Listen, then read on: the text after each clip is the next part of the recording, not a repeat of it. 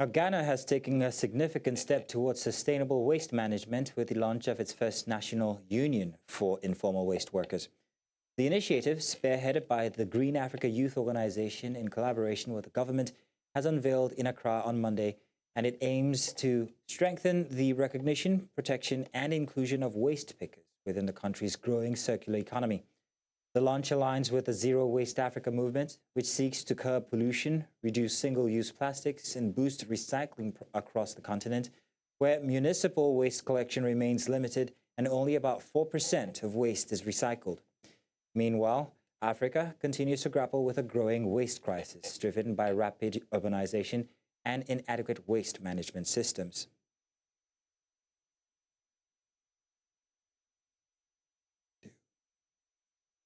Now to discuss this further, Wendy Amankwa, project coordinator for Zero Waste Cities at the Green Africa Youth Organization, joins us live from Accra, Ghana. You're welcome. Thank you very much for joining us. It's good to have you here. So, we would like to know what inspired the Green Africa Youth Organization to establish this Ghana's first national union for, I think, information waste workers. That's what it's called. Why was now the right time? Hi, so I'll start by introducing myself. So my name is Wendy Amankwa, and I'm a project coordinator from Green Africa Youth Organization. So I would say for us here at GAYO, the inspiration came from a simple reality. Informal waste workers have always been at the heart of Ghana recycling system, yet they have remained largely invisible.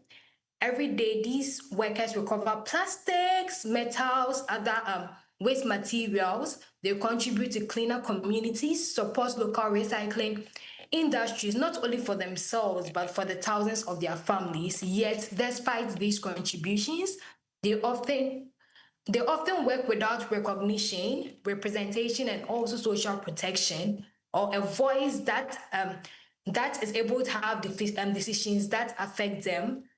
So Gaia decided to support these workers by organizing a union of informal waste workers. So we therefore recognize that if we truly wanted an inclusive circular economy, we had to organize the people who are already making recycling work. Recognition requires organization, and also organization requires representation. So that's the main reason why we decided to create this union. So this union was not created because waste workers needed charity, but because they deserve recognition as essential environmental service providers. Thank you.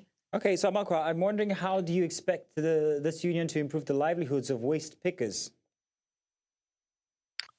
Okay, so I'll talk about how do we envision this union. So first, it transformed the life of waste workers themselves. So instead of these individual waste workers working in isolation, they are now under one umbrella through which they can engage the government, the municipal assemblies, the recyclers, and other partners.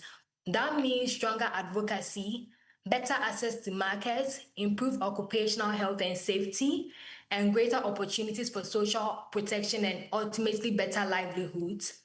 Apart from this, it also strengthens the Ghana's waste management system.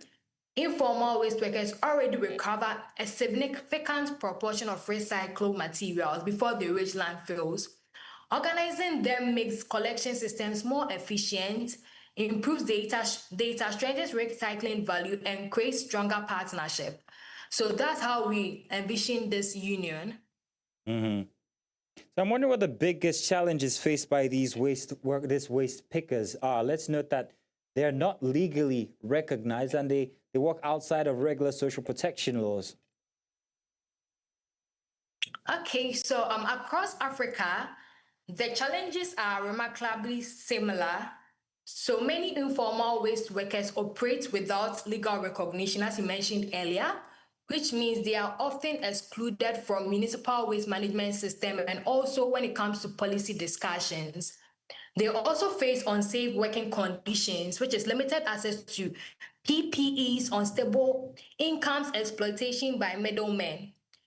So this union seeks to address these challenges by creating a collective representation, Rather than speaking as individuals, waste workers now have an organized voice.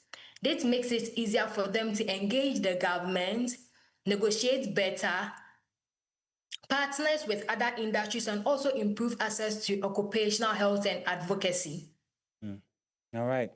Well, I'd like to say thank you very much for giving us these facts. We were very curious about what we hope to see this project work out, maybe even extend it here to Nigeria. Well, I'm very sure we already do have that going. But thank you very much, Grand.